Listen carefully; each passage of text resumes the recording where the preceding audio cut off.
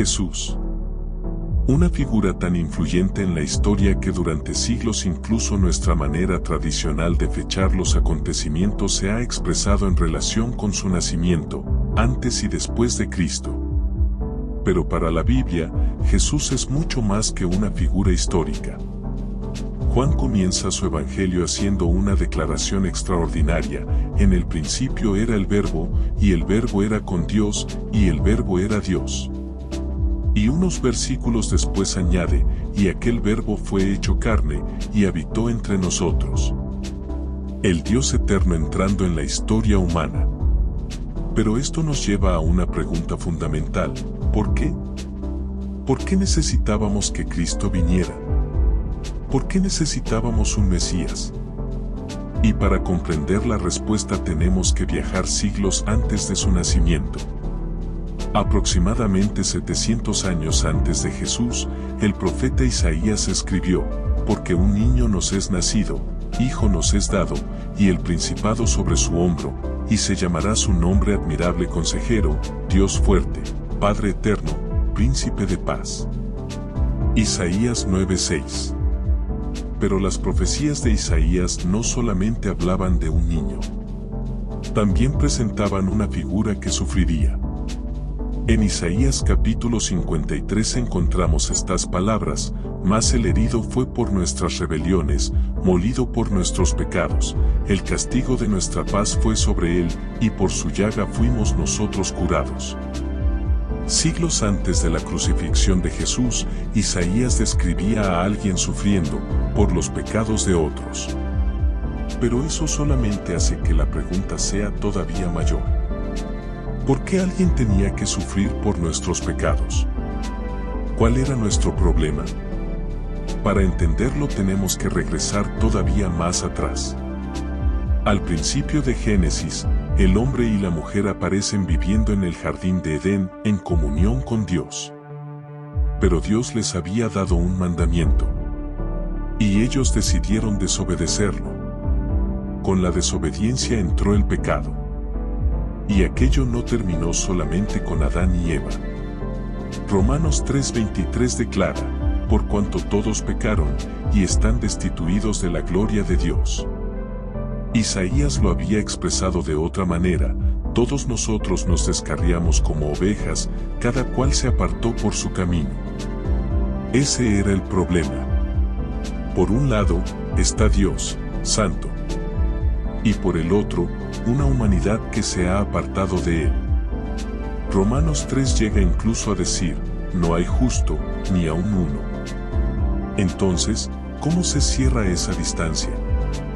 En el Antiguo Testamento encontramos sacrificios ofrecidos por el pecado. Animales sin defecto. Sangre derramada. Ofrendas. Sacerdotes.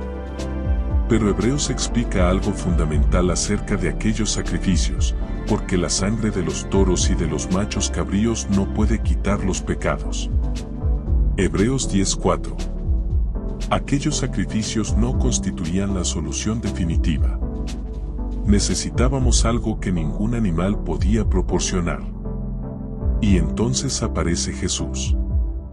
Cuando Juan el Bautista lo ve acercarse, pronuncia unas palabras que resumen buena parte de esta historia: he aquí el Cordero de Dios, que quita el pecado del mundo. El Cordero de Dios.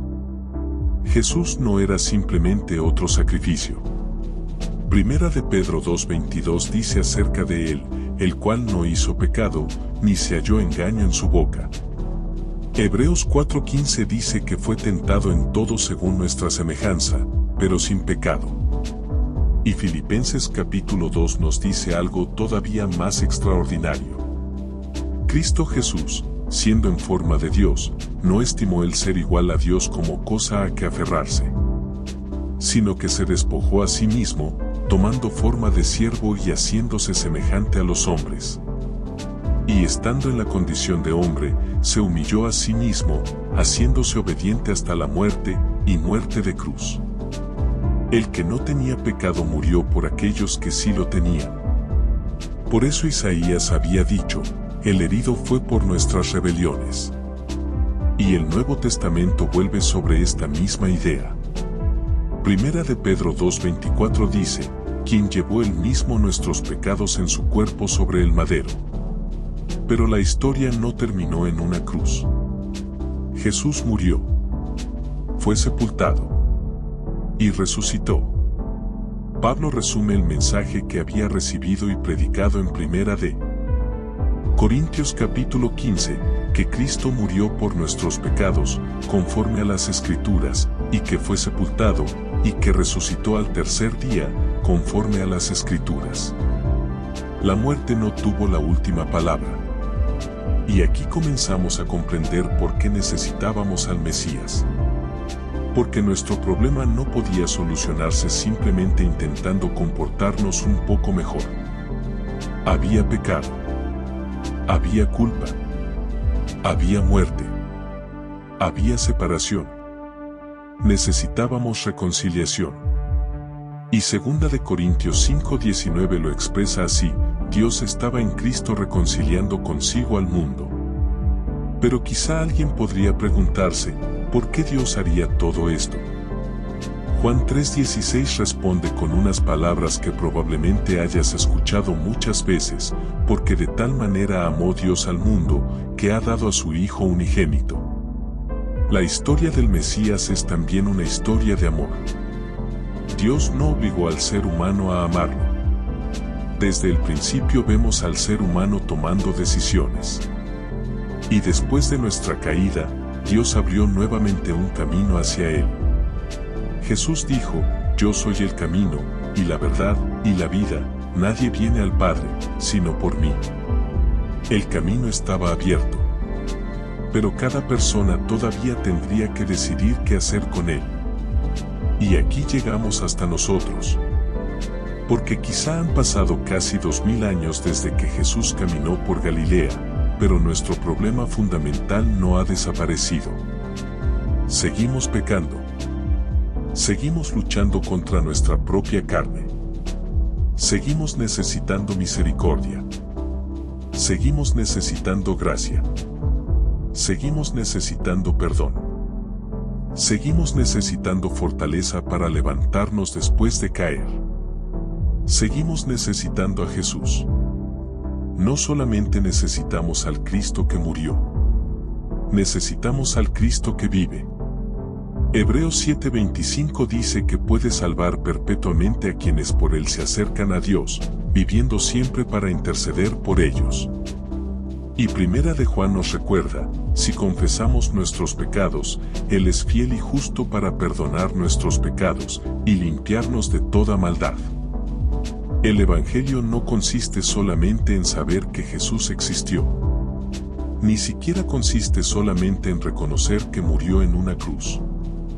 Sino que murió, resucitó y volverá pronto. Durante siglos Israel esperó al Mesías. Los profetas hablaron de su llegada. Isaías habló de un niño. Habló del Dios fuerte. Habló del siervo que sería herido por nuestras rebeliones. Después llegó Juan el Bautista y señaló a Jesús diciendo, «He aquí el Cordero de Dios». Jesús murió, resucitó y prometió regresar. Por eso nuestra historia tampoco ha terminado. Apocalipsis termina con una de las últimas promesas de toda la Biblia, «Ciertamente vengo en breve». Y Juan responde, «Amén, sí, ven, Señor Jesús». Esa sigue siendo nuestra esperanza.